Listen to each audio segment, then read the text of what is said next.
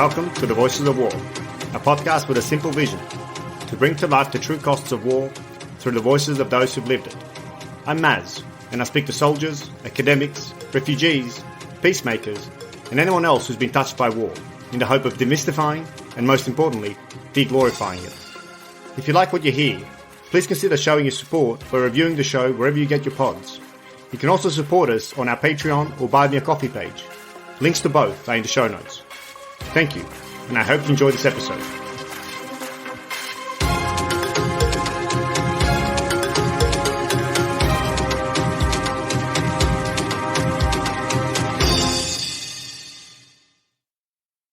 Hello everyone, this is Maz.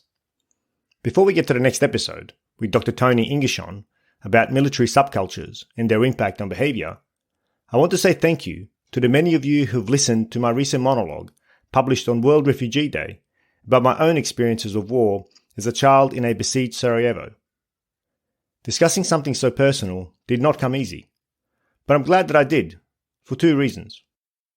Firstly, I think it's only fair that those who choose to listen to the show get a better sense of my own motivations behind creating it. And secondly, sharing my own thoughts and experiences in such a public manner feels almost cathartic and even cleansing. So thank you to everyone who's taken the time to listen, and a special thanks to those who've reached out in one way or another. The fun thing I want to do before we get to my chat with Tony is to thank my two most recent Patreons. Thank you, Marcus and Marion. The former is supporting all the way from Norway, while Marion has opted to double the recommended donation of $5 Australian. Thank you both sincerely. To know that there are people out there who not only listen to the show, but also want it to grow, warms me immensely. Okay, now let's get to my chat with Tony, which, as you'll hear, proved very insightful and enjoyable.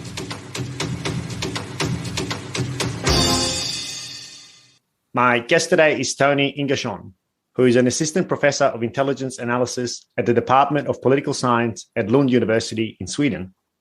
His current research interests are decision-making, organisational cultures, and technological aspects related to intelligence and counterintelligence. For his PhD dissertation, Tony studied tactical decision-making in high-stress situations in several different military units conducting operations in wars ranging from World War II to the UN mission in Bosnia and Herzegovina in the early 90s. Interestingly, prior to his academic career, Tony served in all three arms of the Swedish Armed Forces. He joins me today to discuss organisational culture, subcultures, and their impact on group behaviour. Tony, thanks very much for joining me on The Voices of War. Thank you. So we briefly spoke, Tony, before recording, but I think you have an absolutely amazing background, and I can't go past without asking about your service in all three arms of the Swedish Armed Forces, so Army, Navy, and Air Force. Firstly, what made you join the Swedish Armed Forces in the first place? And then how did you end up serving in all three arms? It's kind of a strange story, actually. Most of it is random chance more than anything else. But back when I was in my teens, I joined the Air Force Volunteers because I liked airplanes, and that was a good way to get close to airplanes. So was in there for a few years, which was a useful experience.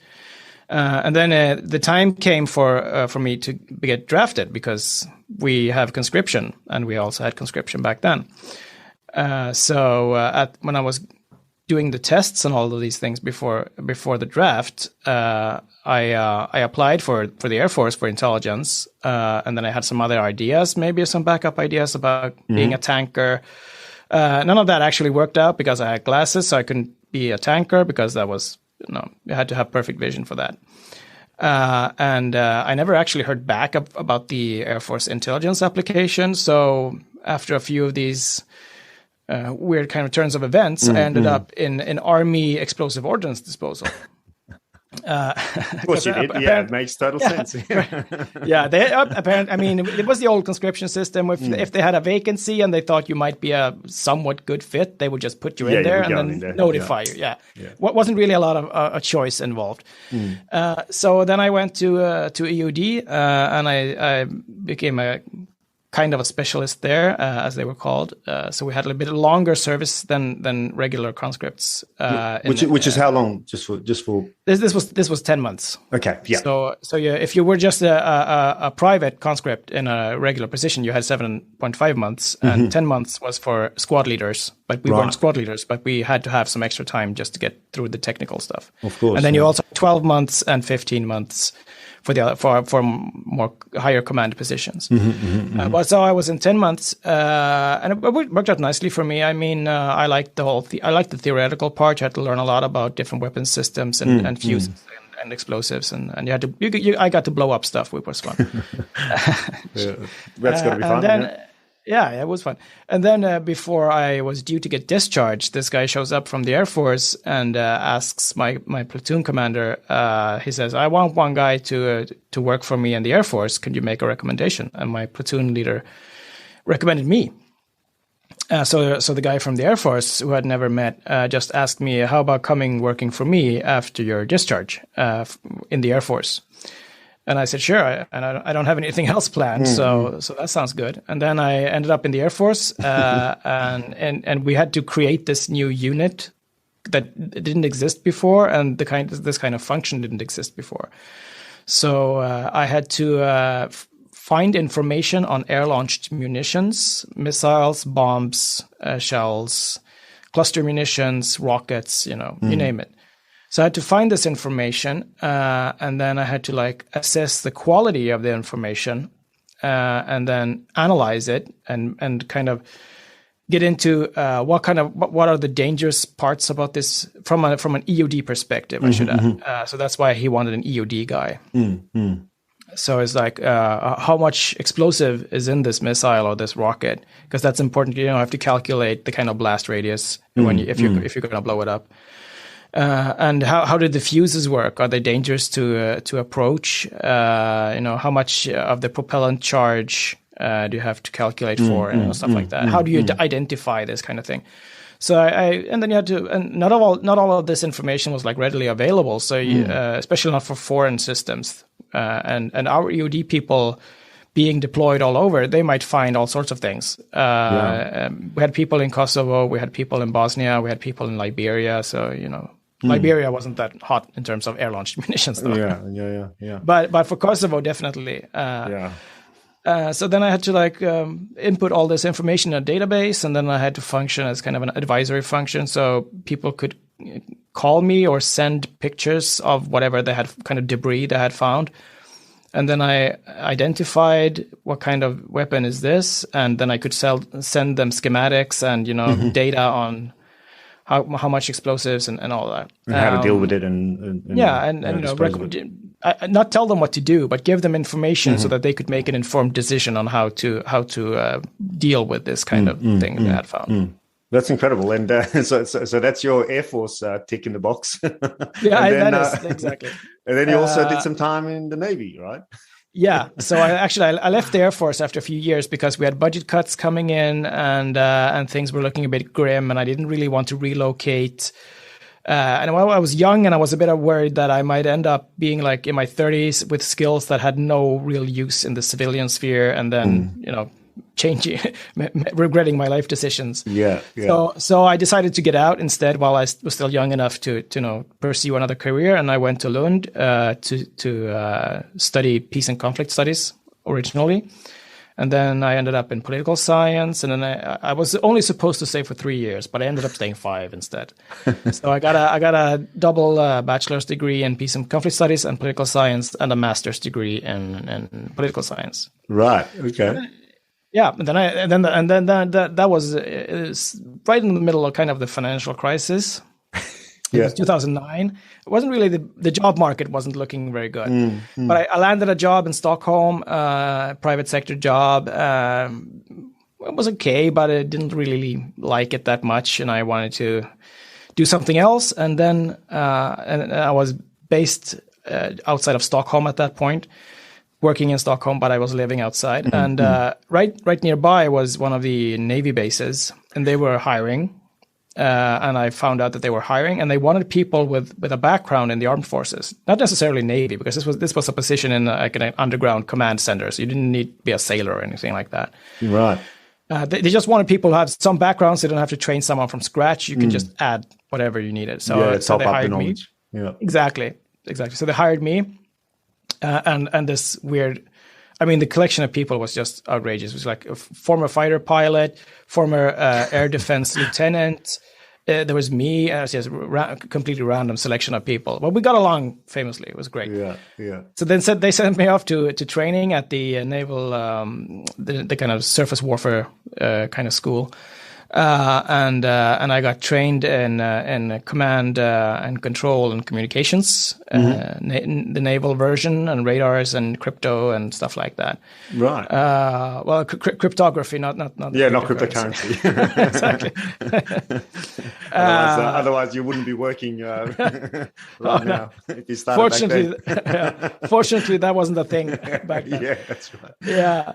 So then I ended up working in this underground base. We had a few of us were supervisors, and then we had some conscripts, and we were mostly like watching maritime traffic, communicating with ships, stuff like that. And then while I was just starting out in this job, I noticed that my old department here in Lund was looking for PhD candidates, which is an employed position here in Sweden. So it comes with a salary and stuff. Yeah. So I spent all of 45 minutes writing this application, which was just, completely like stream of consciousness thing. It seemed to me, but I think apparently I got some structure into it, out of habit. So I just 45 minutes wrote the entire application, submitted it, and just forgot about it. Yeah. And then I was working for the Navy, and I got this phone call and said, "Oh, we looked at your application, and we want you to come down to Lund for an interview."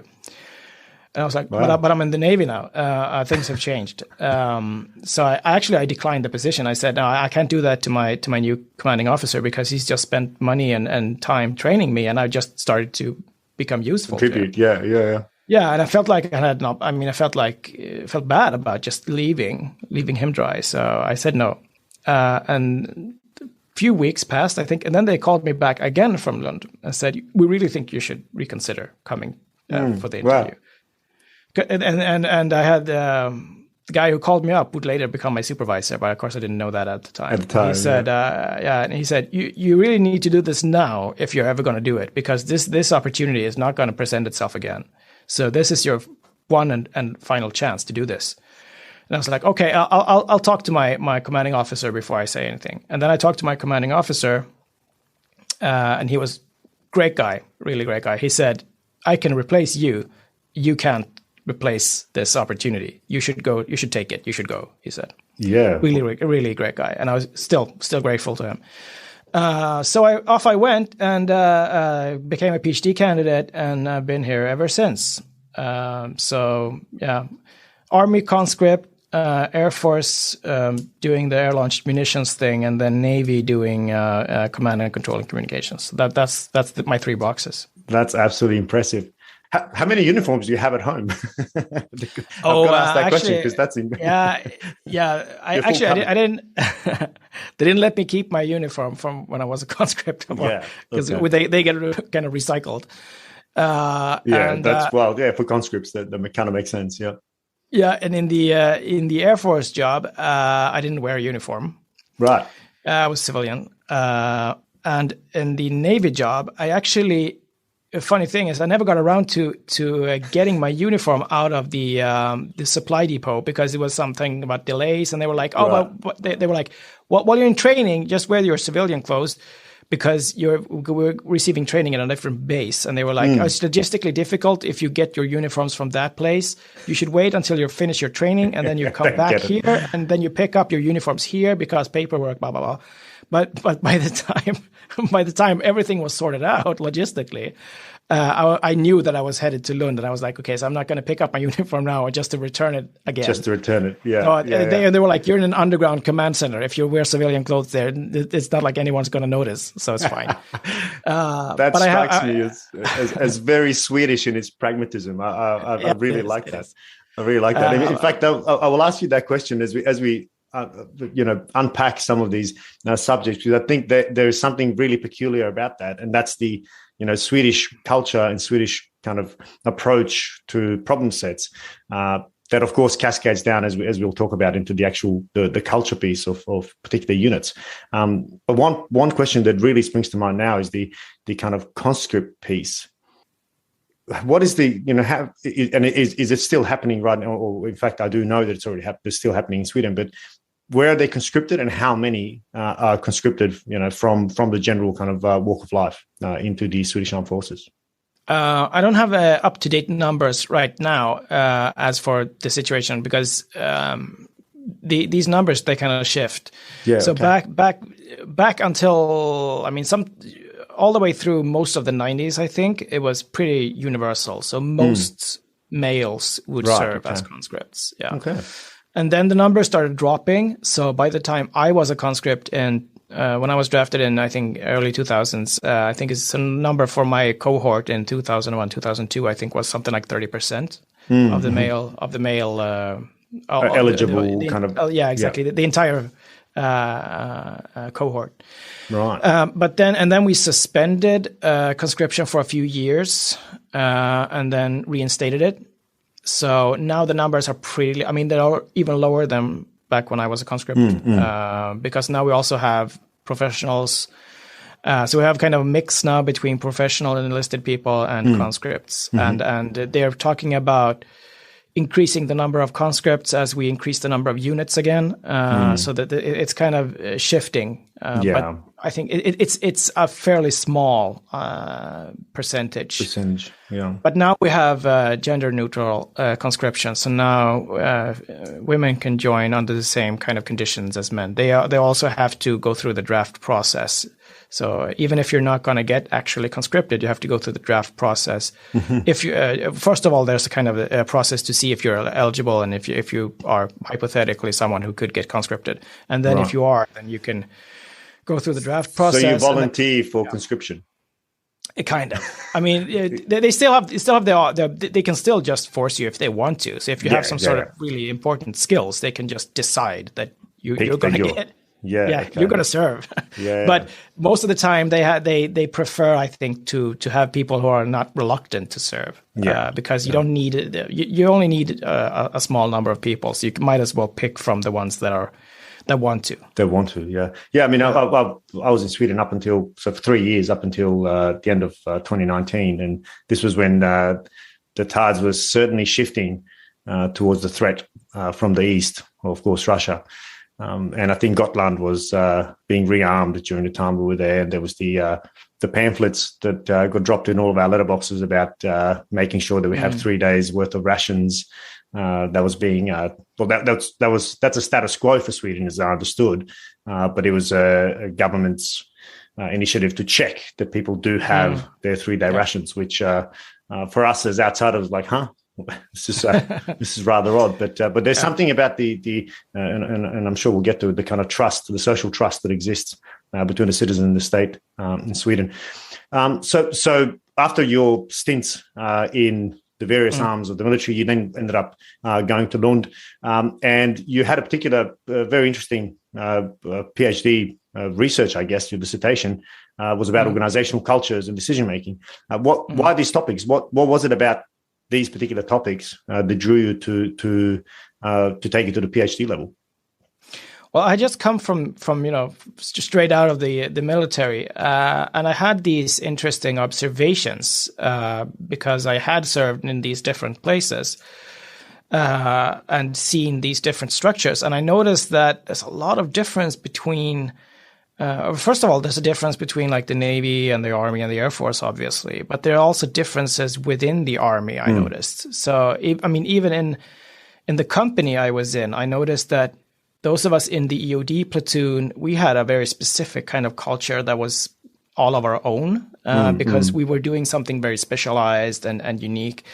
And then you had people who are like in the anti-tank missile unit, and they were completely different in their mindset and the way they were thinking and act. And I even saw this hilariously play out during exercises. There was one thing that's really stuck with me was that because we were trained that, you have these landmines and unexploded ordnance and all these dangers that are all lurking everywhere. So you have to be careful with every step because, everything can be booby trapped and so on.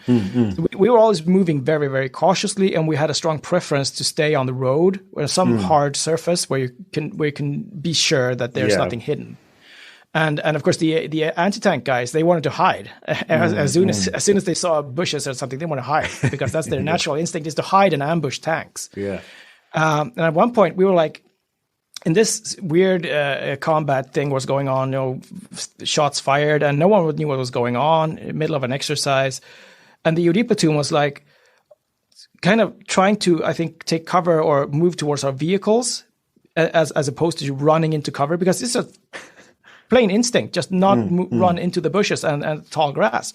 And the anti-tank guys, the anti-tank missile platoon, they were right next to us, and they just did the absolute opposite and ran straight towards cover through the bushes. And there was one of these judges was nearby who kind of decides what happens to everyone. And he said the entire, all the I think it was 2 squads of the anti-tank missile guys had been running, and they were like, all of you ran into a minefield and your legs are blown off. And I was like, because we wouldn't do that. But of course they would do that. And now look what happened to them. And then we had to extract them. It was like this laborious process of sweeping and probing. Prodding with the medevacing them.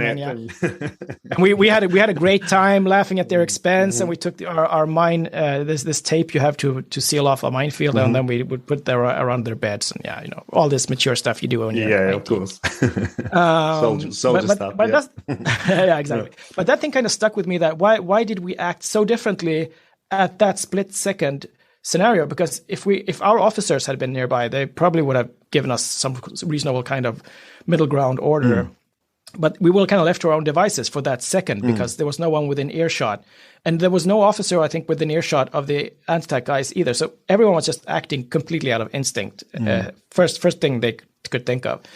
And this kind of stuck with me, that why were we so different? And then as I was doing my PhD, I kind of thought about this in terms of subcultures. That to me, it seemed that we had different subcultures, even within the same company. And I thought, well, if that causes us to act so differently in a peacetime exercise, how does it impact people in war?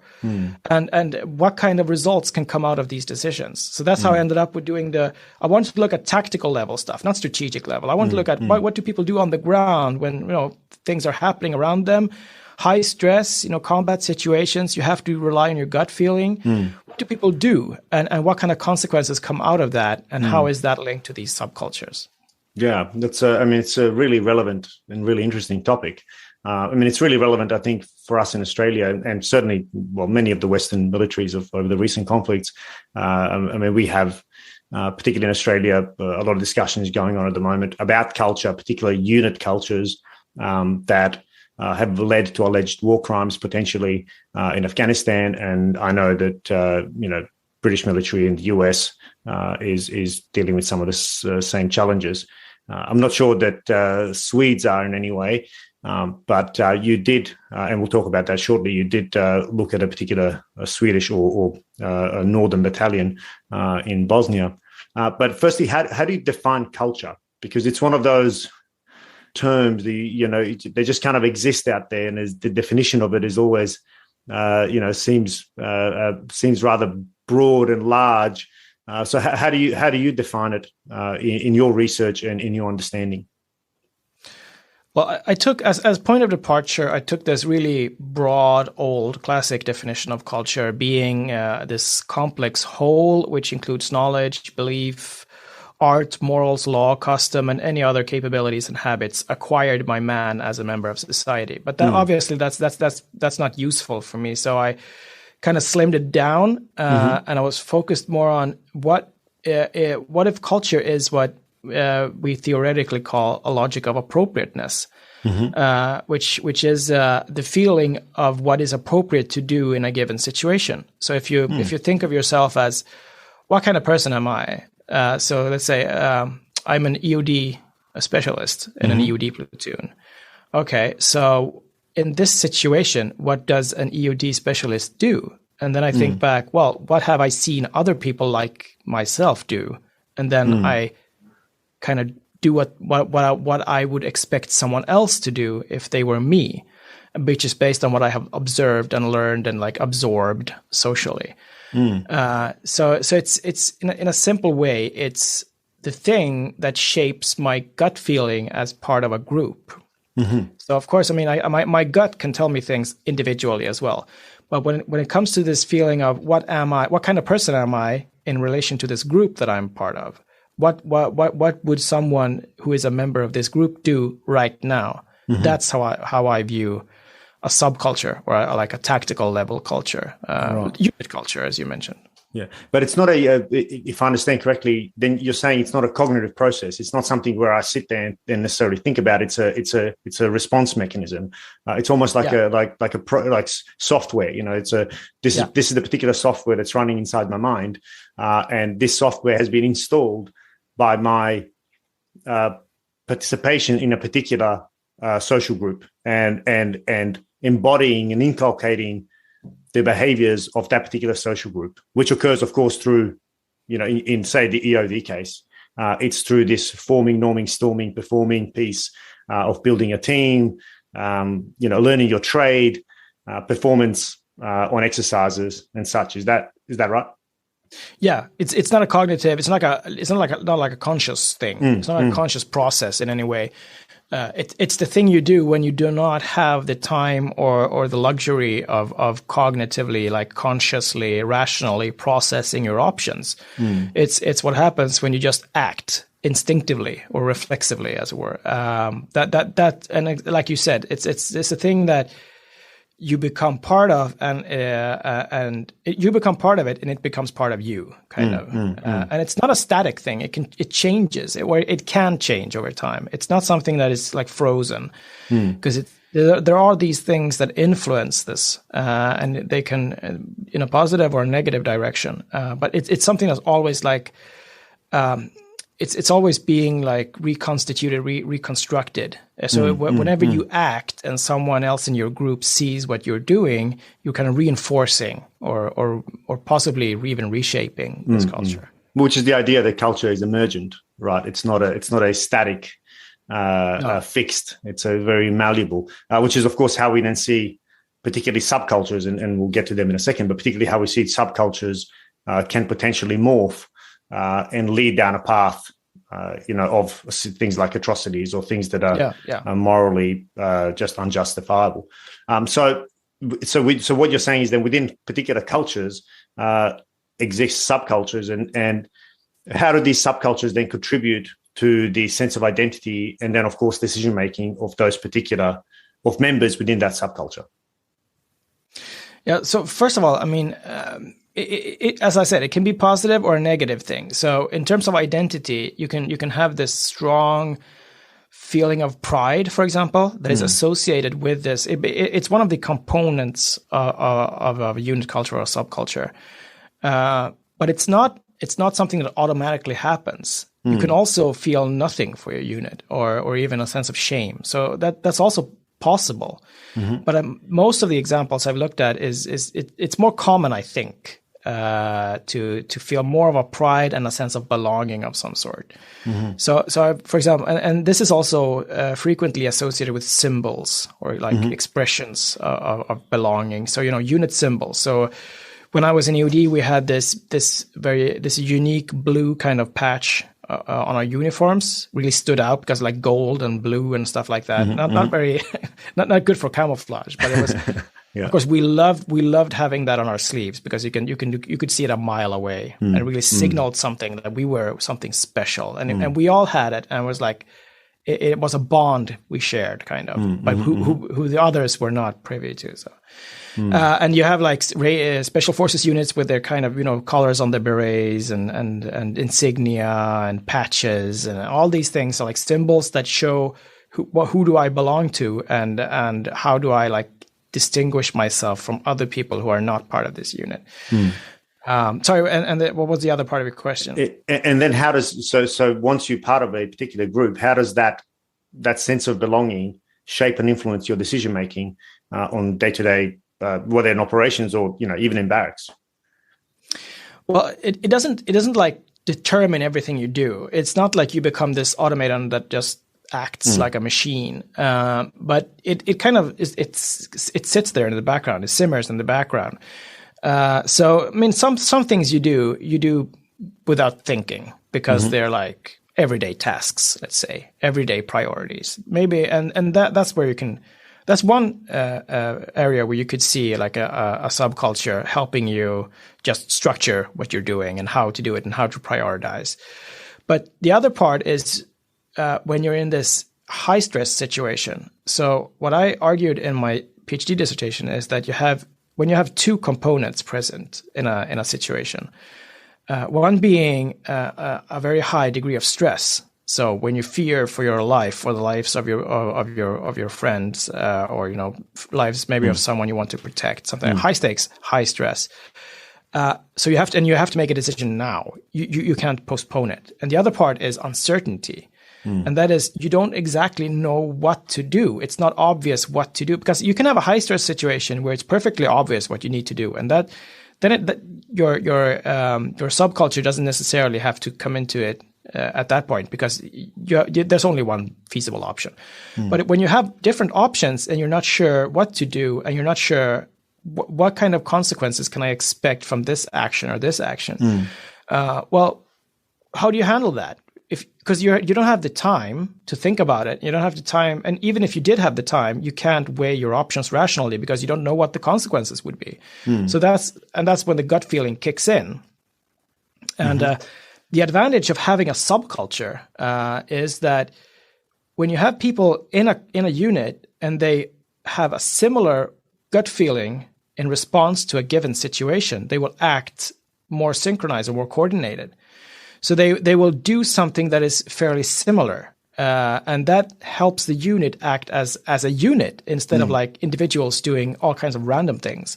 Because if everyone did whatever they felt like and it was completely random, then the unit would cease to function as a unit, and it would be completely unpredictable. But when you have this kind of shared frame of reference, then you know that you don't have to look what the other guys are doing. You know what they're going to do. You don't have to, it's not a conscious thing. You don't think about, oh, I know what they're going to do. You just know it, and you just act automatically in the same way. And all of this is just completely reflexive. You don't think about it, and it just happens. But it helps the unit remain cohesive when it works.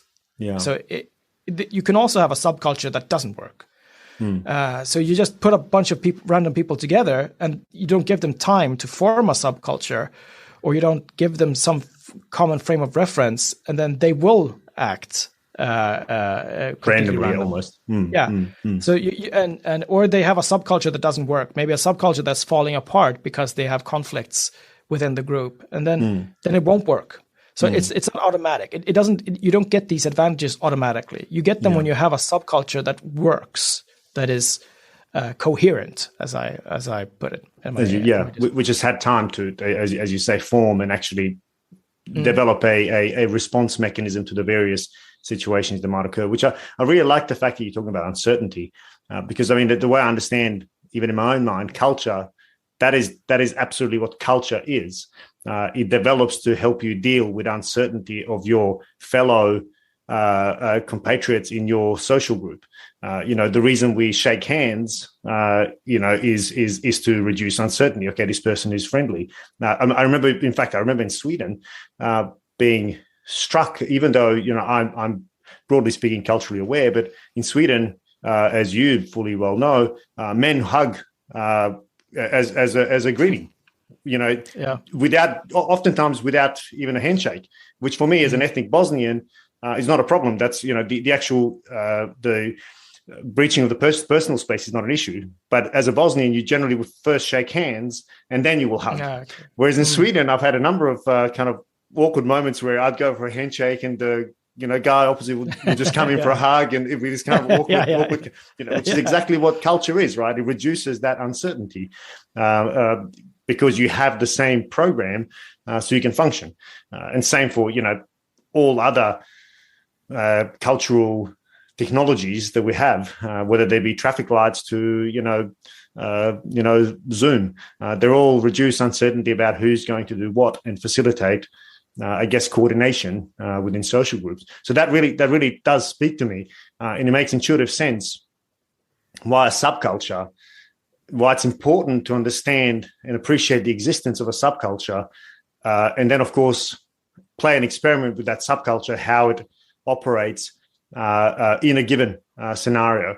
And based on your research, how is that best done? I mean, this is, I'd imagine, through training and trying to get as realistic training scenarios as we would for a military, as we would in an operational setting. Is that what you've experienced or what you found? Yeah, that's part of it, I think. I mean, realistic training, obviously. There's no good alternative, really. I mean, unrealistic training is not gonna be useful for anyone. Yeah, exactly. So realistic training is one way of like encountering these challenges that you are likely to have to cope with in a real situation, and that will hopefully that will show you to what extent your subculture is able to function. And if it doesn't work, I mean, if there's friction, if there's like problems, then in a best case scenario, the subculture will like adjust to accommodate and be more effective, which doesn't necessarily happen automatically. But if you have like functional leadership that helps guide the process, then that should happen. But there are other things as well that are more difficult to influence and also more difficult to identify. So you have like these symbols I mentioned, for example. A lot of these symbols, it's not necessary. Sometimes everyone is very aware that this is a symbol and it has this symbolic value. So special forces units, they know the value of symbols, for example. But sometimes I think this process can also be a bit more random or a bit more organic. So I don't think anyone really thought about these patches we had that they would have this symbolic value. But of course, it automatically just happened that way.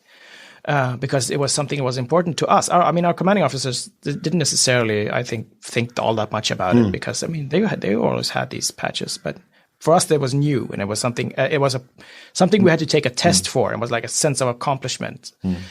But then you also have like more. Sometimes you have this historical past that a unit kind of clings to, not necessarily in a formal sense, but it could be something that just seeps through from generation to generation, and either positively or negatively. So, I mean, one of the cases I looked at was German submarine captains during World War II, and they had this very powerful influence from World War I, because they had these like role models and these predecessors who had done something that was quite similar to what they had been doing.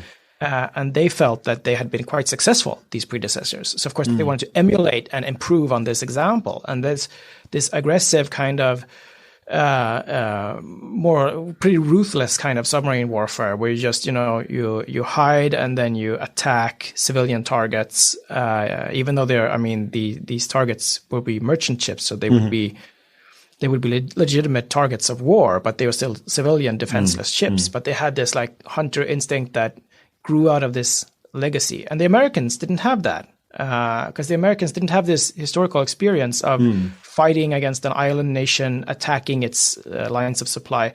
They had different ideas about escorting surface combatants or maybe just going on recon. And they had lots of different impulses, but they didn't have this kind of single idea of a purpose and a tradition to guide them that the Germans had. I don't think. I mean, the Germans were very aware that they would reinforce this very, very systematically, and Dönitz being the commander, he had this background, and of course everyone knew that, and he would draw on this background. But I think in the American case, it wasn't obvious to anyone what was missing, that they didn't have this tradition to fall back on, and that it was actually a problem that they didn't have this tradition. And that didn't try to associate themselves with like this clear purpose, and I think that it took them quite some time before they understood what the problem was. And by that time, they had started to create a new tradition, a new kind of new role models, new people new examples to fall back on. So it's a kind of a mix. And also, one of the things I look at in my dissertation is that the kind of equipment you have also has an impact on your subculture, because it enables you to do some things and it creates certain incentives to do some things, and it makes it impossible or difficult to do other things. And if you can't have a subculture that tells you to do things that your equipment won't allow you to do. So your subculture will kind of adjust itself to whatever equipment you have. So in the Germans, you have a submarine. A submarine, I mean, is extremely fragile. A single lucky shot from a surface escort vessel, and it just goes to pieces. One lucky hit from a depth charge. That's all it takes, and then you're all dead. And you're also slow. I mean, a submarine is not a fast vessel. World War II submarine. The World War II submarine is it's not fast. It's about it can barely keep up with a surface vessel going at a cruise speed. So slightly faster than like a lumbering merchant ship. Nowhere near as fast as a thoroughbred surface combat ship. And if it goes underneath the waves, it becomes extremely slow. And it can't really escape because everyone has a speed advantage. So what do you do? Well, of course, you can't just go in guns blazing because you'll die. You can go for kind of a hit and run attack, but you can't really run. You can hit, but then you have to hide. And you have these escort vessels that are really, really dangerous because they can kill you very quickly and easily. And they can hunt you for a long time. So what do the Germans do? Well, they just instill this sense of bravado in their captains that, okay, so everything is stacked against us, except that they don't know when we're coming for them. That's the advantage we have. We have the initiative. We pick when we are going to attack, and they don't. So they were just like, we hide, we ambush them, and then we just attack.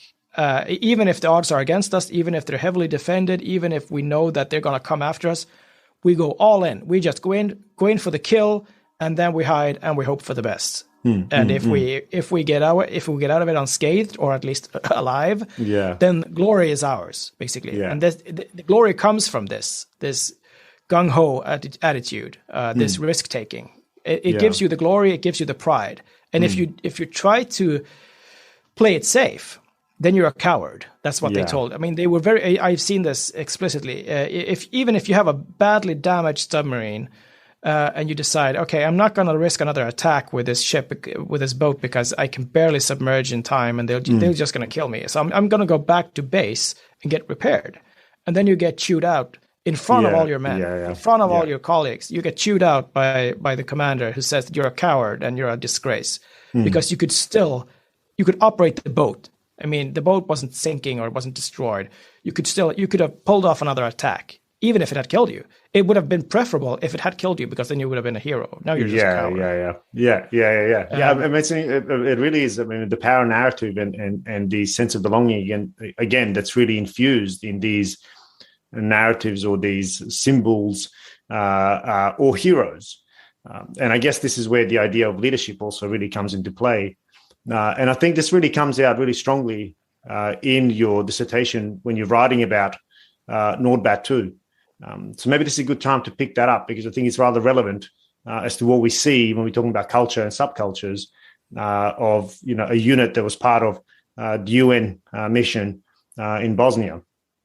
So maybe I'll hand over to you. Maybe if you can just give us kind of just some kind of the wave tops of what was the. I mean, I'm from Bosnia, so many of my listeners have heard me talk about Bosnia a lot, but maybe just kind of the wave tops of what was the situation that Nordbat II was thrown into, both kind of strategically, but also tactically on the ground that they had to deal with. And then we're going to get into what they actually did on the ground. Yeah.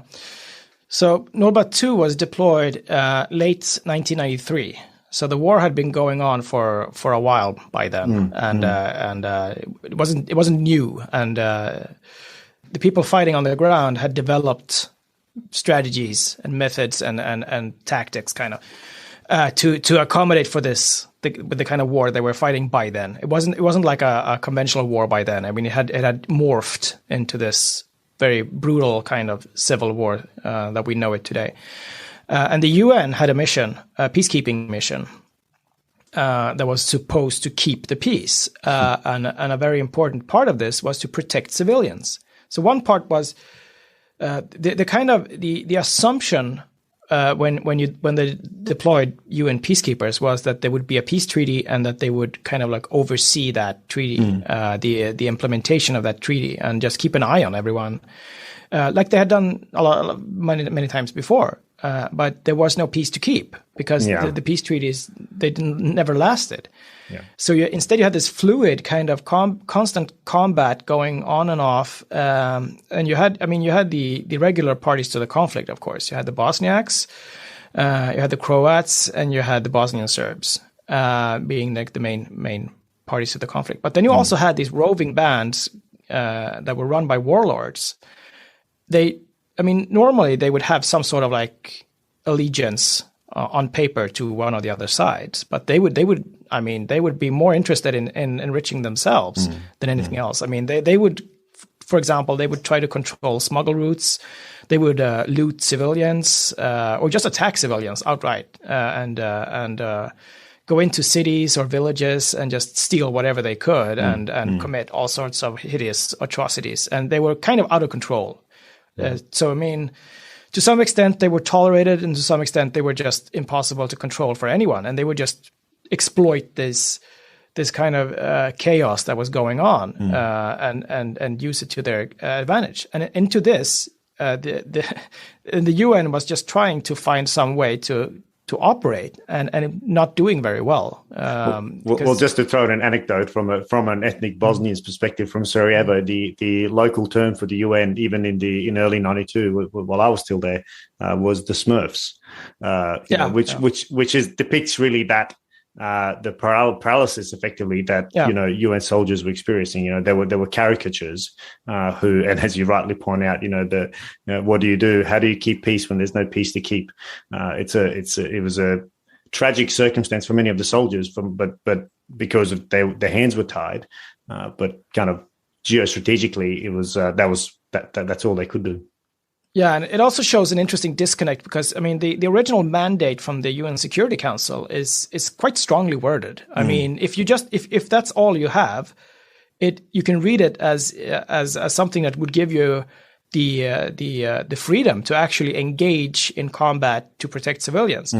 But of course, the problem is that was just the kind of the top level document, and then you had this chain of command that was supposed to implement it, and they were adding all of these caveats and all of these rules and rules of engagement that were extremely bizarrely restrictive.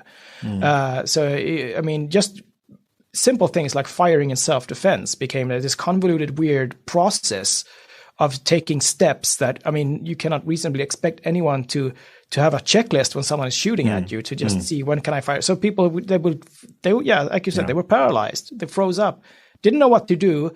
And because they didn't know what to do, they would avoid situations where they might have to face confrontation or face danger. So, and of course, like I said, the parties to the conflict, they were very well aware of this by this time, and they were using it to the fullest extent possible. They were like maneuvering around the UN all the time.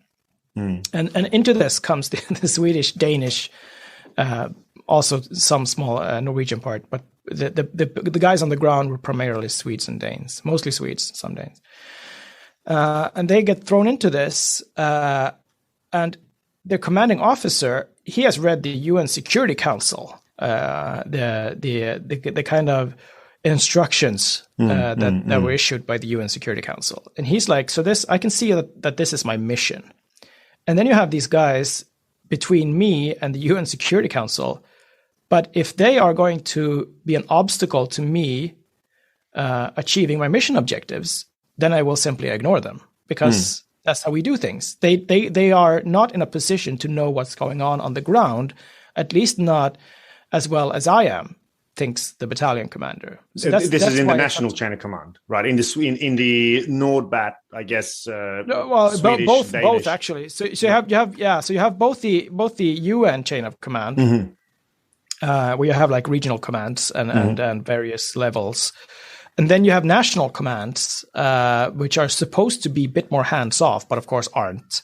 So you have in this case, you have the Swedish government. The Swedish military hierarchy was also very much a part of this culture of autonomy and freedom of decision making. So they stayed out. They said, it's your call. You do what you need to do, and we'll back you up. But then you had a government, and the government, they had ideas about what you're supposed to do and not. And the UN had these the rules of engagement and all these kinds of different kind of prohibitions and stuff like that. And the battalion commander simply decided that I know what my mission is whatever the UN Security Council has decided, and this is what I'm going to try to do, and whatever anyone else says is a recommendation and not something. Not an order. Yeah. That's incredible, and so many strands pop into mind. I mean, the first one is this, especially when we're talking about how culture is shaped, whether we're talking about symbols or language or narratives. And just by what you were saying there, we can see how the UN culture was shaped on the ground.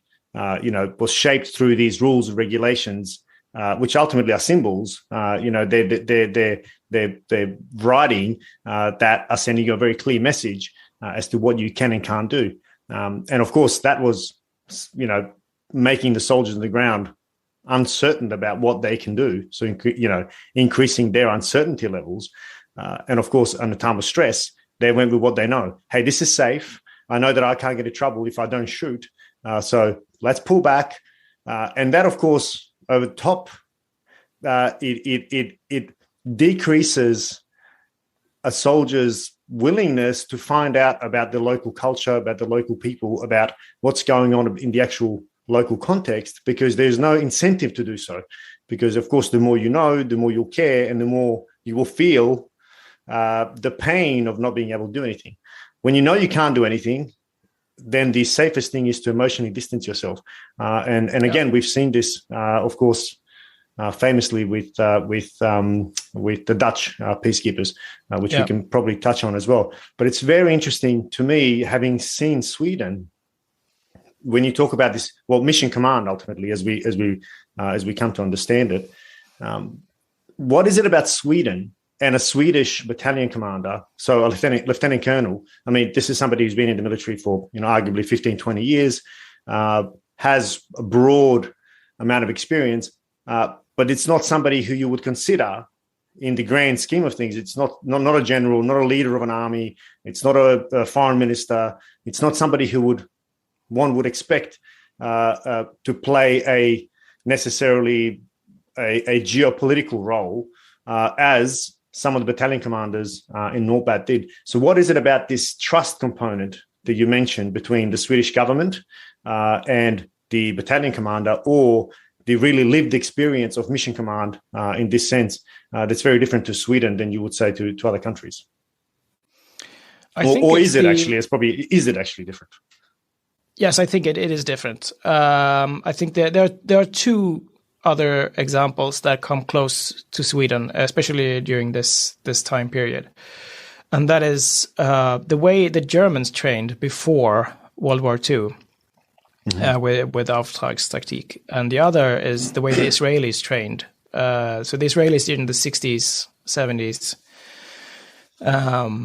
especially. Those are the only two cases I know that are as pure kind of mission command as Sweden was. I think it comes. The thing is that unites these examples is this need to maximize the potential of every single decision maker to as much as possible. So Sweden was facing this existential threat from the Soviet Union. So the entire military organization was built to fight an existential war against a vastly superior enemy, an enemy that would have huge numbers and also a lot of advanced technology, and would probably not have a particularly hard time shattering the lines of communication, disrupting chains of command, inflicting significant casualties, all these things.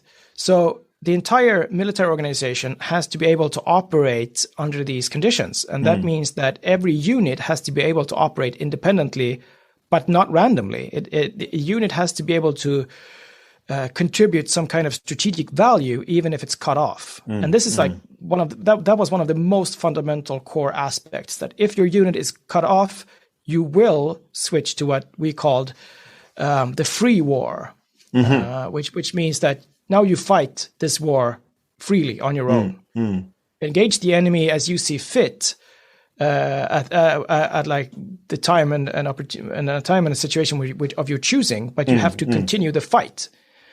And you do that until you can reestablish communications with superior commanders. But the one thing that was completely anathema, the thing that you absolutely cannot do, is to be passive.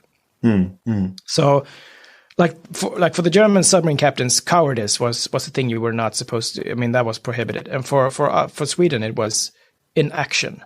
Inaction was the greatest sin. Passivity, I mean, that would immediately disqualify you as a leader. So strange. I mean, Sweden that hasn't seen a war for 200 years.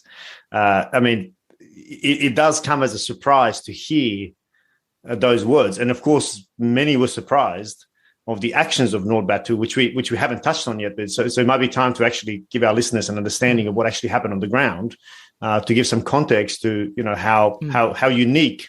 This set of circumstances were, and what Nordbatu actually ended up doing on the ground.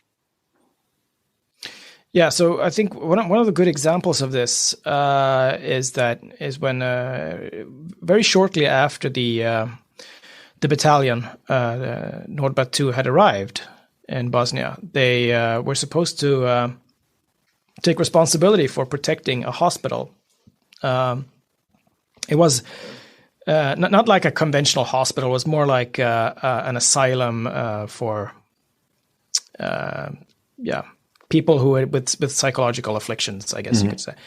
And it wasn't like a full complex either, because they had evacuated a lot of people, but some were left behind because presumably they were too difficult to evacuate, difficult cases. So they had like a skeleton staff of nurses and a few doctors and some patients, but they remained at the hospital in this compound. Very remote location in the mountains. If you look at a map, you can see how isolated this place is. And there had been a company of UN peacekeepers there protecting it before, and they were due to be relieved, and a Swedish platoon was sent out to take responsibility for protecting this compound. So you replace a company with a platoon. So of course the numbers are not in any way comparable. And some of the parties to the conflict were watching this play out, and they waited for the company of peacekeepers to depart and for the Swedish platoon to arrive, and then they mined the access roads, because this place was difficult to reach. So it was pretty easy to mine the access roads. So now the Swedish platoon is cut off from reinforcements. And then they issued an ultimatum, which is also pretty common way of the common tactic for them. Issued an ultimatum that is, it's not immediately obvious what they want to do. So they just said, hand over the Muslim nurses. That's all we want. Give us the Muslim nurses and we'll leave you alone. What are they going to do with the Muslim nurses? I mean, that's very deliberately left out. And then that would give they know how the UN peacekeepers operate by now. They want to give them like a way to some sort of deniability. So they say, but they only wanted to, I don't know, take them captive, or we didn't know they were going to kill them or rape them or whatever. So that's deliberately vague. But the Swedes say, no, absolutely not. We're protecting this compound. You get nothing. And they're kind of surprised by this, because they know that, I mean, they have this enormous advantage in firepower and numbers surrounding the hospital complex, and they know that the Swedes have no reinforcements that can get to them quickly. So they start shelling them with mortars, just increase the pressure, see if they can get them to cave. And the Swedes are just like, no. So you're going to fight. Okay, so you're going to get a fight then. So they take up positions on the rooftops, and the platoon commander, he radios back to the battalion commander, and the battalion commander says, it's your call. You're the one on location. I'm not. It's your call. And the platoon commander says, okay, We'll do whatever it takes. We're not giving in. So he tells everyone, you have to go to full combat alert, prepare for battle, and if they come, we'll fight them for as long as we can. And they take up positions, and the radio equipment gets shattered by mortars, and they just crawl out to fix it, and they remain in positions throughout the entire night.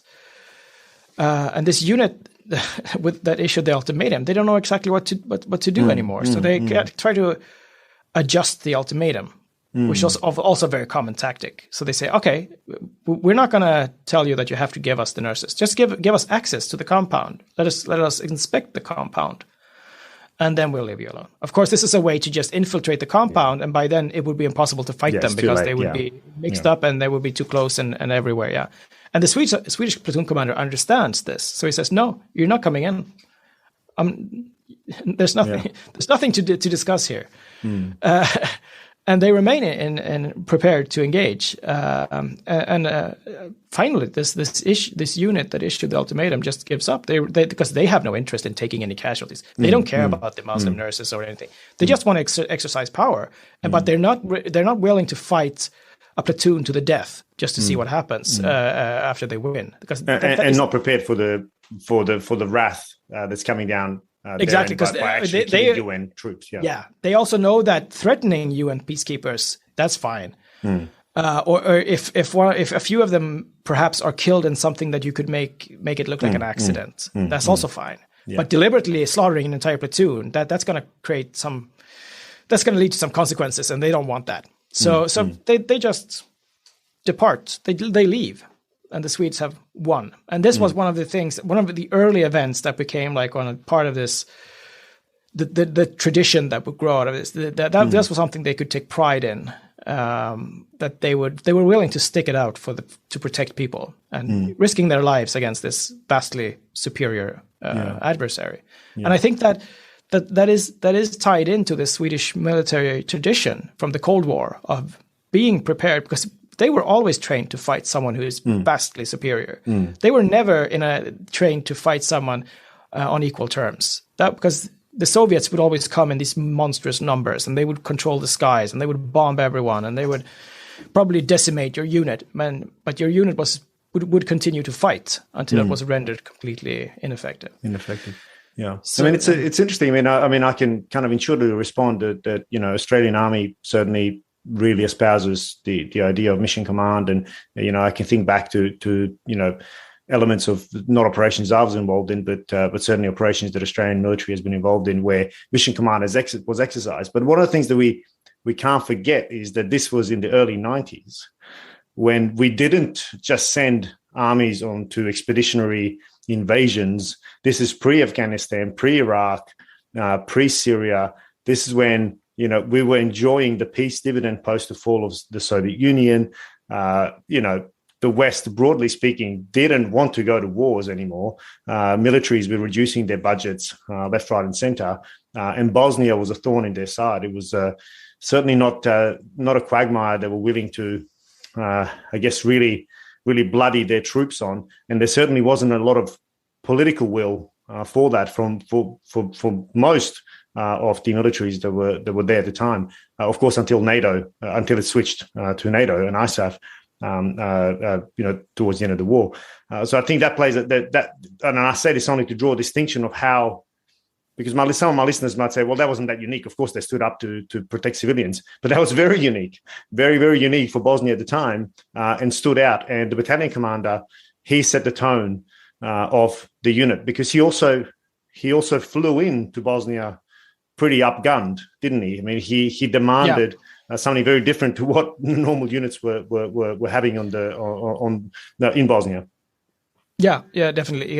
So, exactly like you said, there are still like stacks of academic literature from this era, from the 90s, that said that Western countries cannot accept any kind of losses. I mean, 10 guys get killed and they will pull out of country. They don't care. They're not going to take any kind of risk, because you had the Americans in Somalia with the Black Hawks, and a few dozen guys get killed and dragged through the streets, and it's the most outrageous scandal in a decade.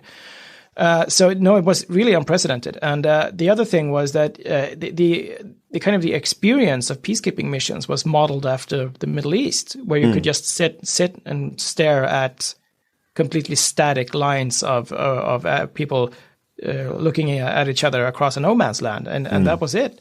That was what they were expecting. So of course you don't need heavy weaponry for that. You can just, maybe they thought that an APC would be fine in case something happens from the UN perspective. And the battalion commander was like, no, this is a war zone I'm going into, and I'm not going to go into a war zone equipped with anything less than what I would have at home in a war zone. So I want a tank company for starters, a Danish tank company with Leopard tanks. And I want my infantry fighting vehicles that we use at home with their 20 millimeter automatic cannons. And we're gonna bring machine guns. We're gonna bring anti-tank guided missiles. We're gonna bring mortars. We're gonna bring everything I would have in a mechanized battalion. That's what I'm gonna bring. And they were like, "This is outrageous. You can't bring tanks to Bosnia. That's absurd." And he was like, "Well, I am." Because I need those tanks, or I'm not going. He was really doubling down. And I said, I know the Danes have these tanks, and they've been upgraded just last year. They're like state of the art tanks, and I want them. And for the infantry fighting vehicles, the politicians tried to say, well, we don't have that many to spare. And he said, but we have huge numbers for mobilization in case of war. So I'm just going to pick some of those. Because they're just standing around, and no one was there to stop him. So he just pulled a lot of vehicles out of long-term storage that were supposed to be used for national emergencies. And he was like, "Oh, I'll bring these. These will be fine." Yeah. And of course down he went. And funny thing is, most people don't know, but when just as they were deploying to Bosnia, there was a question from the UN: would the Swedish-Danish battalion be ready to take responsibility for Srebrenica, for the enclave? And Henriksson said, first of all, he said, I'm not very keen on guarding an enclave that is difficult to defend, but if I'm going, I'm absolutely going to bring everything I have, including the tanks. I'm not going in there without the tanks. And they said, well, the Bosnian Serbs are not going to accept that. And he said, well, then I'm not going. I'm not going to Srebrenica without the tanks. And then they asked the Dutch, and the Dutch were like, "Oh, well, fine, we'll take over Srebrenica, no problem. We're not going to bring any tanks, nothing like that." So he happened. And for anyone who doesn't know what happened, for anyone that doesn't know, this is the Srebrenica is the place where nearly 8,000 men and boys were massacred, predominantly Bosnian Muslim men and boys, and the Dutch peacekeepers were basically chained to their armored personnel carriers, it was a very, very embarrassing episode for the Dutch military, but of course, the Dutch government paid a very heavy, very heavy price because I think the whole government ended up resigning over it. Yeah. That a few years later. Yeah. Sorry, go on. Yeah, so I mean, Henriksson, the battalion commander, he kind of saw the situation in a very more realistic kind of light. So he said, well, if they're going to attack me, I'm just gonna base my assumptions on what happens if they're gonna come after me and attack me, and I want to be able to outgun them. I can't outnumber them, of course, but I can outgun them. That's one thing I can do, because they don't have tanks like this. And he was right, of course. And the Bosnian Serbs were not very keen. No one was very keen on these UN tanks, but he got his tanks, and at the end that turned out to be a very important asset for him. Another one of these. Sorry, go. Yeah. So another one of these examples is when the Bosnian Serbs tried to bait the tank company by firing mortars at a Swedish observation post, because they knew the tanks would drive out to assist, and then they had prepared this ambush with concealed guns and missile positions. And tanks drove out. They started shooting at the tanks. They were expecting the tanks to fall back and then stay within the compound, but that's not what happened. So the Danes, they just went berserk, started shooting up the hillside, targeting all the positions, and the orders were destroy all the positions, destroy the guns, destroy the anti-tank missile positions. They fired off 72 main gun rounds, and just wiped out the Bosnian Serbs. And then one of the stray gun shells from one of the tanks hit an ammunition depot on the other side of a hill and set it off in a huge explosion. And the Danes estimated that like possibly somewhere around 100 to 200 even maybe people were killed. Yeah, and the Bosnian Serbs denied all of this, but they kind of learned their lesson. And because the Swedes and Danes were like, if they push us back once, they will just keep going. Yeah. We can never back down. If they start shooting, we shoot back. If they shoot, we shoot even more. And then the UN command went ballistic over this. They were like, so they asked the Danish commander of the company. They said, so why did you fire off 72 main gun rounds? And he said, well, I didn't have any more. So that would have gone down into legend. I mean, that's just what a response. That's fantastic. There's something really important here, though. That's the relationship between the military and politics, or the executive arm of government.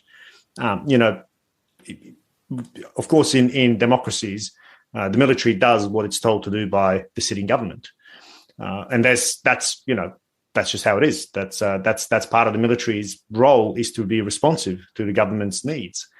But it seems rather unique, or maybe, I mean, correct me if I'm wrong, but it seems, at least to me, unique, the relationship between Swedish military chain of command and Swedish politicians, that the actual real kind of intent is provided, but how the mission is to be done is not really dictated by the politicians, which I can't really see that happening in Australia. And if I just think back even to our deployment to Afghanistan, we, and many have said this is certainly nothing new, but we basically, because of political sensitivities, we employed special forces ultimately to do the role of what our basic infantry is trained to do, because we didn't have the political stomach to have infantry soldiers die.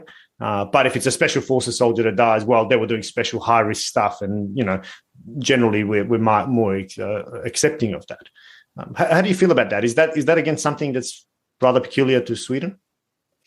Well, we have to keep in mind that the Swedish politicians during the Bosnia mission, they tried to micromanage.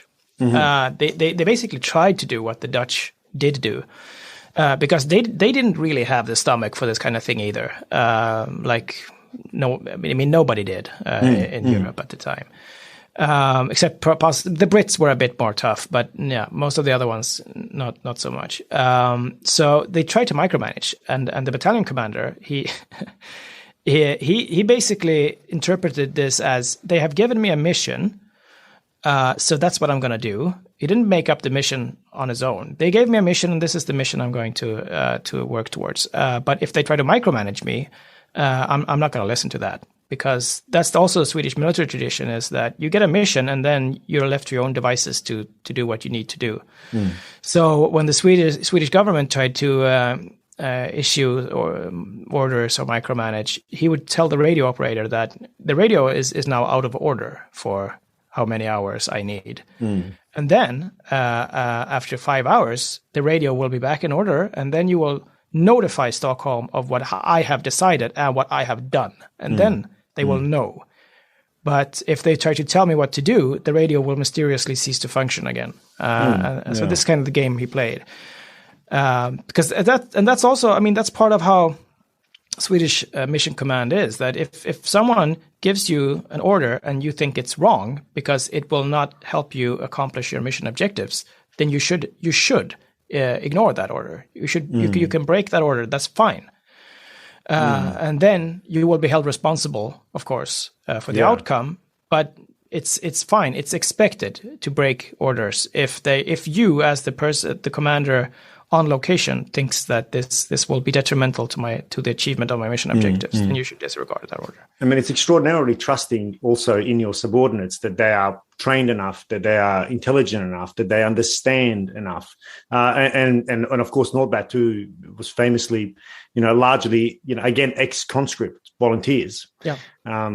So to what extent do you think that had anything to do with, or does that have anything to do with the kind of Swedish mentality that, these aren't necessarily quote unquote professional soldiers, and I do want to get to that, but rather, conscripts who then volunteered to join the full-time military. So most of them arguably had another life, or did something else previously had a completely different profession.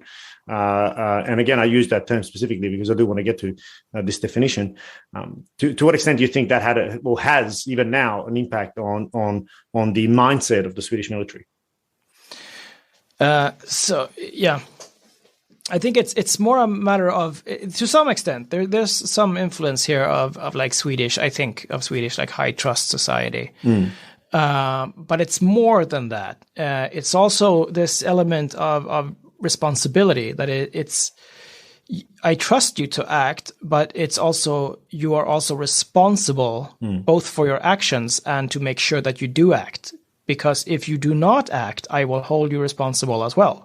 So you need to act because, like I said, doing nothing is the most inexcusable sin. If you make a mistake, fine, we'll forgive you, but we can't forgive you for doing nothing.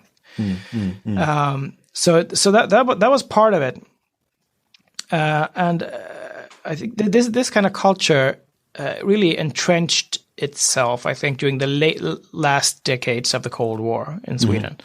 So by the 90s, I think it was like at its peak, probably the most like purely refined version of this existed. So it was kind of a strange coincidence that this is exactly when Nordbat was deployed.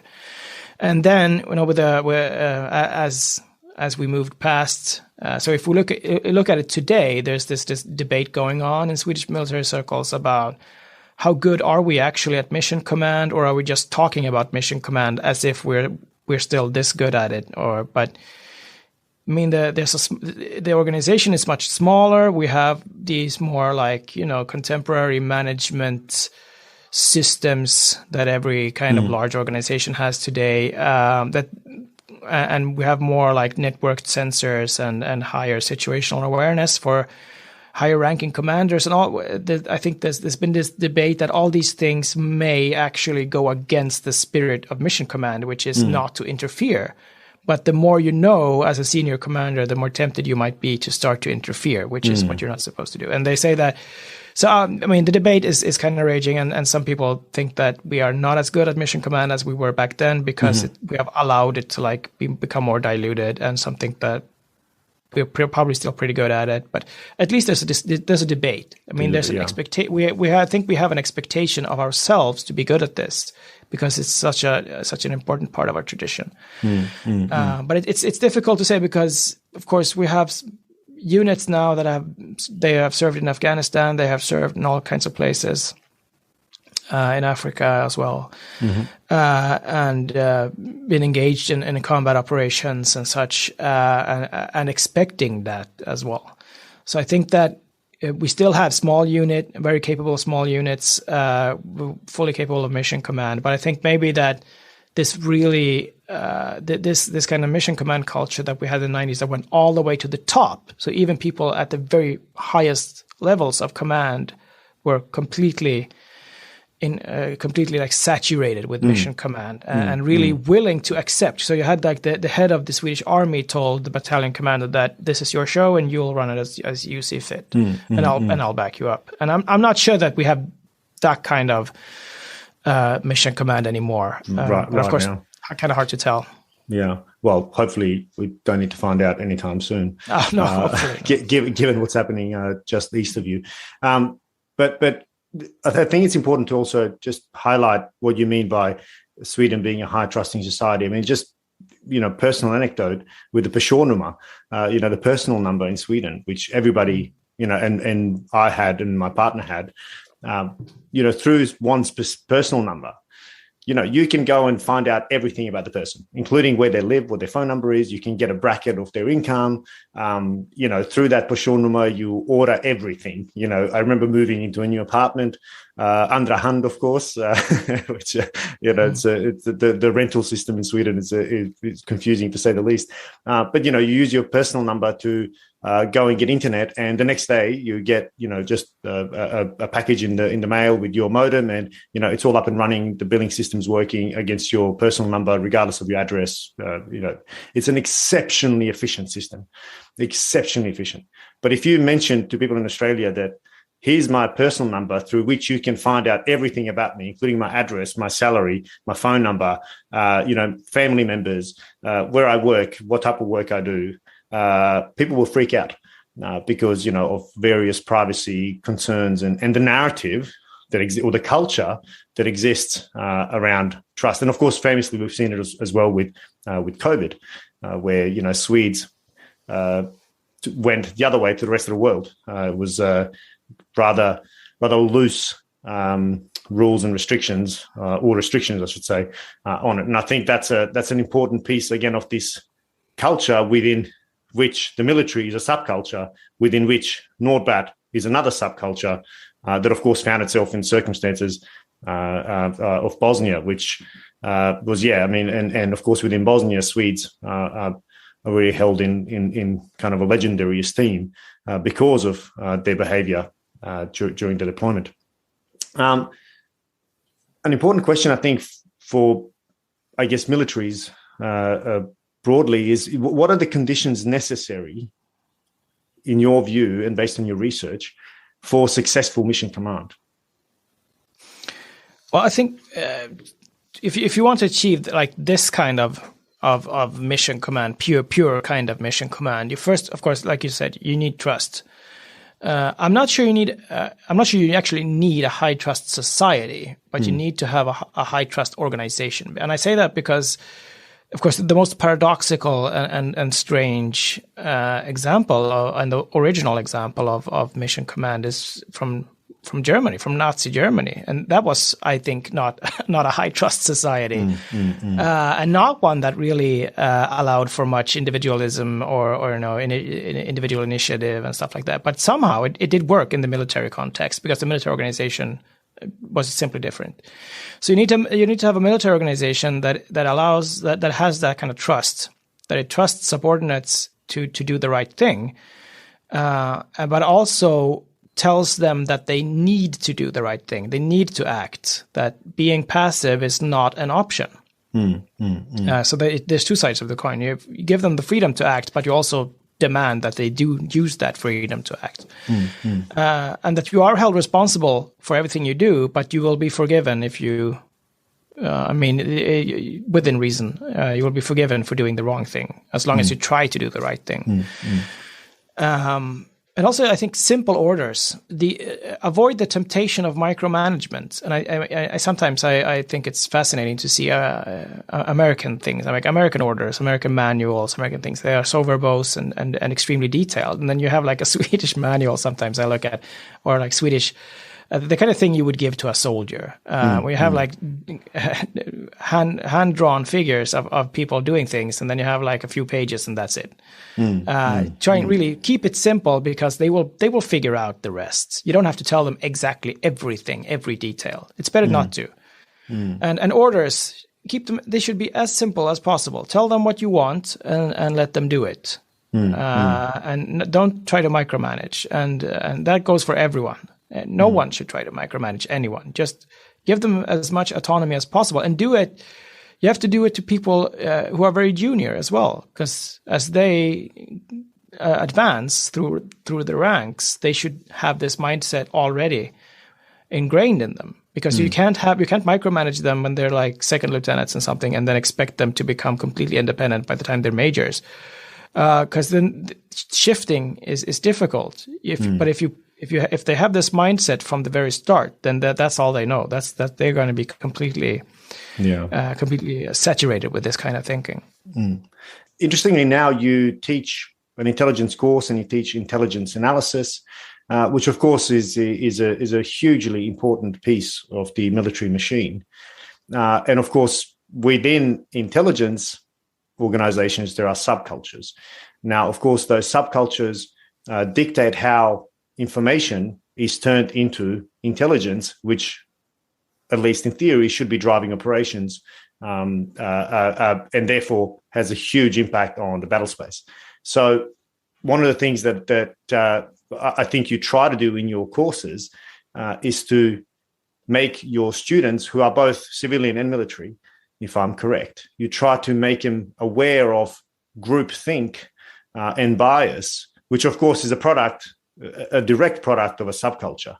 Can you talk about that a little bit, and then we can maybe just touch on how to improve military intelligence analysis, or how do you try to? What are some of the principles you try to inculcate in your students?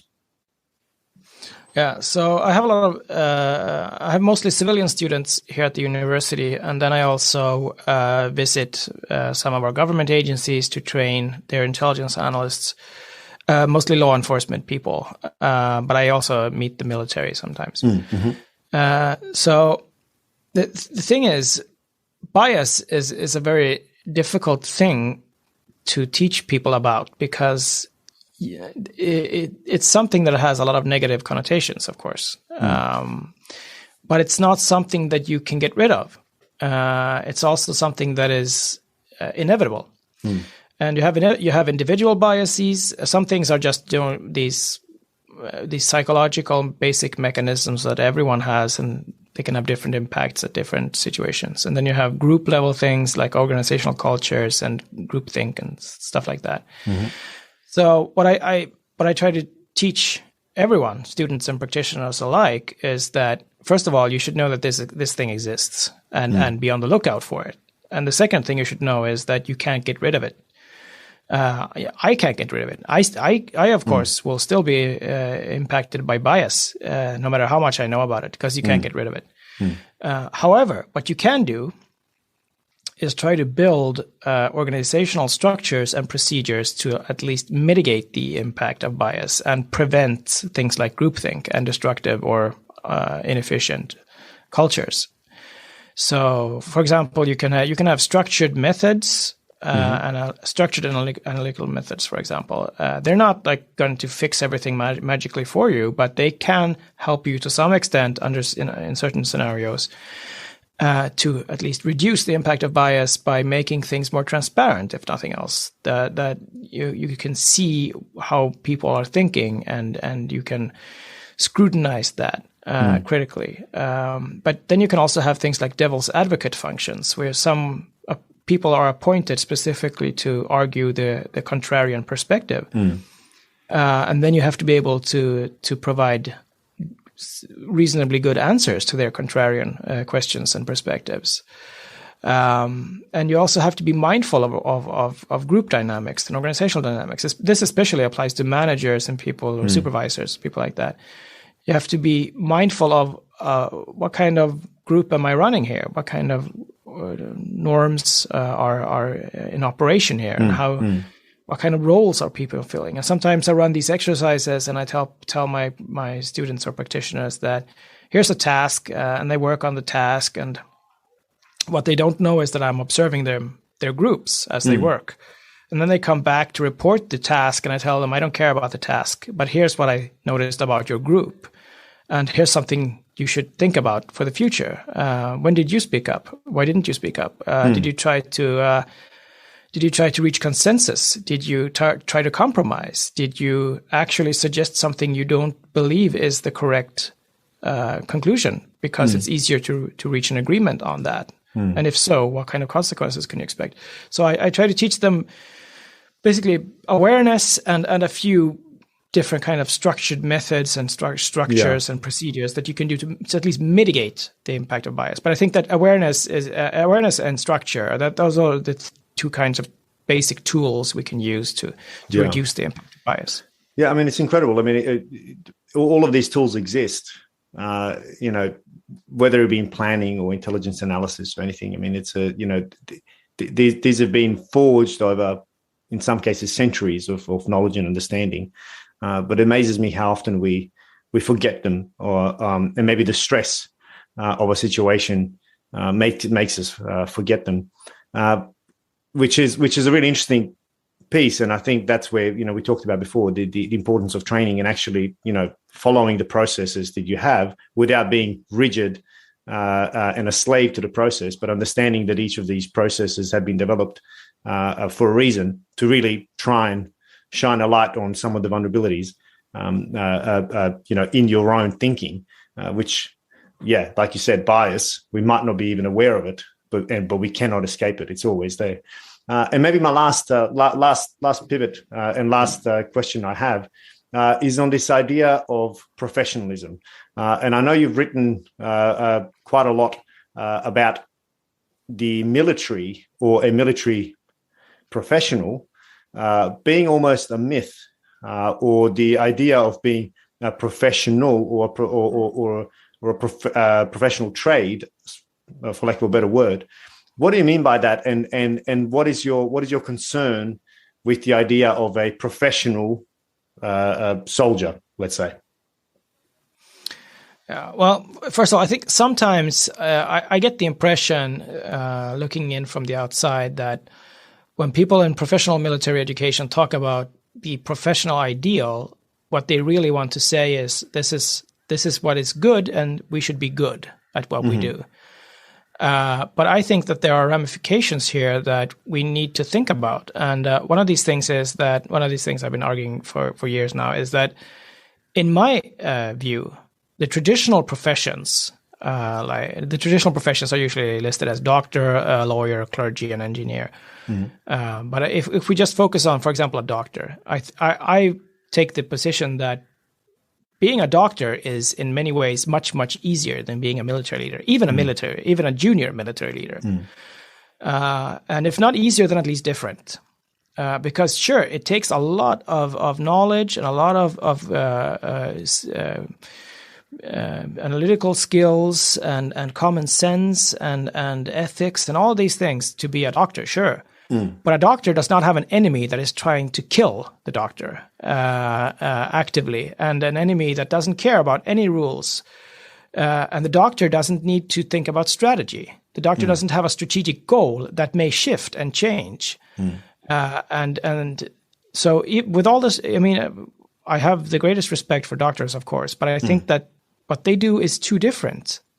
It's not, I don't think it's a useful thing to compare yourself against and try to emulate, because I think the risk is that you will lose some of this complexity that comes with military leadership. And that is two things. The first thing is the antagonist. You have an enemy who will try to identify your weak points. And this enemy is relentless. The enemy is always studying you. You have to take that as an assumption, because, I mean, if the enemy doesn't, then it will be easier for you. But you have to expect the worst case scenario. And that is that the enemy is constantly studying you, constantly looking for your weaknesses, your predictabilities.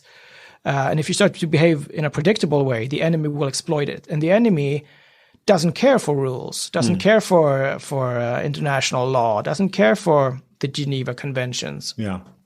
You have to expect that the enemy will do anything the enemy is able to just to inflict damage on you. And this is not something traditional professions have to deal with. And the other is the strategy. Strategy is like a very difficult thing. So, I mean, for example, in the U.S., we're fighting in Vietnam, U.S. military decision makers would complain that we're not allowed to bomb targets on the other side of this border, for example. No, you're not, because that's a strategic limit. The war does not fight itself separate from political gains. I mean, that's what Clausewitz has taught us a long time ago.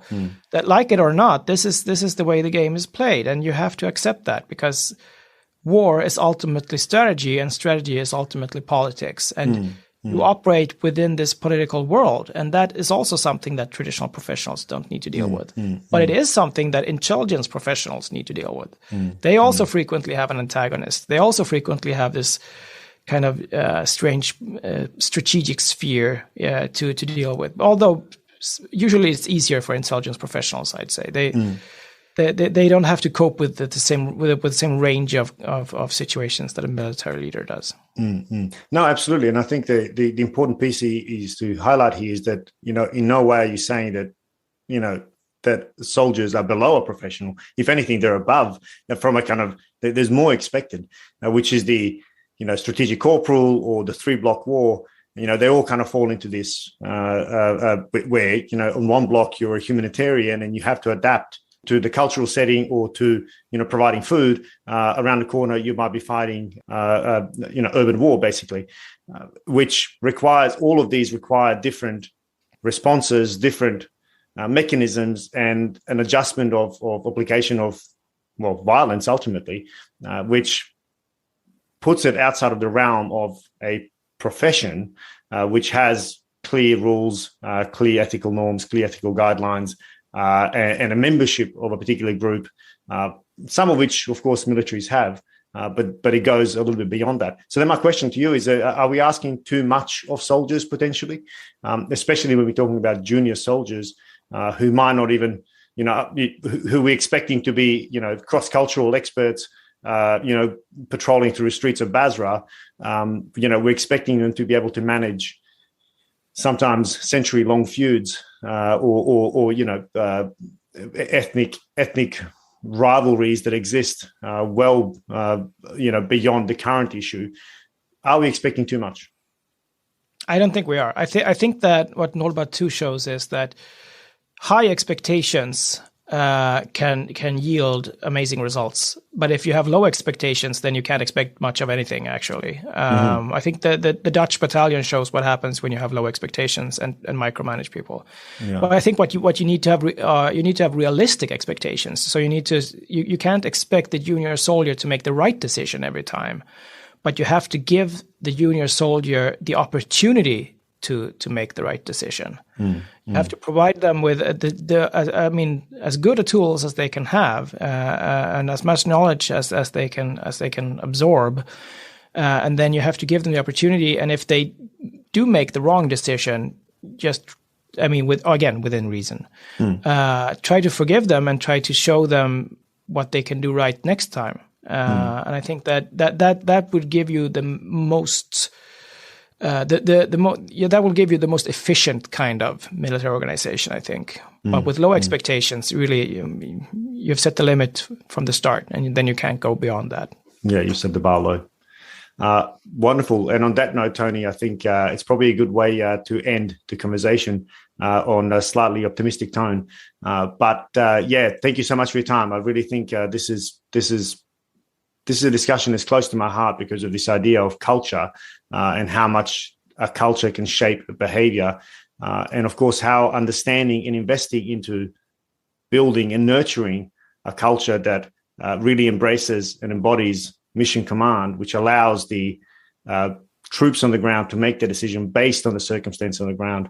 But of course, while equipping them, not only with the right physical equipment, but of course the mental equipment and moral equipment that we can infuse in them. So thank you very much for your time. I think it was a really, really useful conversation. Yeah. Thank you. Thank you for listening to another episode of The Voices of War.